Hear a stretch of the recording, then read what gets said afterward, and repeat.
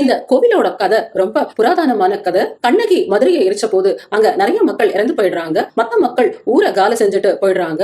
அங்க மக்கள் யாரும் இல்லாத காரணத்தால மதுரையோட காவல் தெய்வமா இருந்த காளியம்மன் அங்க இருந்து கிளம்பி வேற இடத்துக்கு போறாங்க. எந்த கிராமத்துக்கும் நகரத்துக்கு போனாலும் அவங்கள யாரும் உள்ள விடல.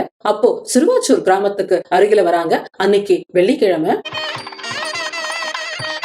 அந்த ஊர் காவல் தெய்வமான செல்லியம்மனை ஒரு மந்திரவாதி கட்டி வச்சு தீய வேலைகளுக்கு பயன்படுத்திட்டு இருக்கான். அதை பார்த்து கோபம் அடைஞ்ச காளியம்மன் தன்னோட சூலாயுதத்தால மந்திரவாதிய கொன்னுடுறாங்க.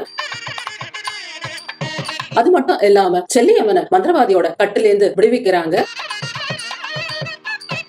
அதனால சந்தோஷம் அடைஞ்ச செல்லியம்மன் மதுரை காளியம்மனை இங்க கோவில் கொள்ள கேக்குறாங்க. மதுரை காளியம்மனும் சம்மதிச்சு சிறுவாச்சூர்ல கோவில் கொள்றாங்க. தன்னோட இருப்பிடத்தை காளியம்மனுக்கு கொடுத்த செல்லியம்மன் அருகில இருக்க பெரியசாமி மலையில கோவில் கொள்றாங்க.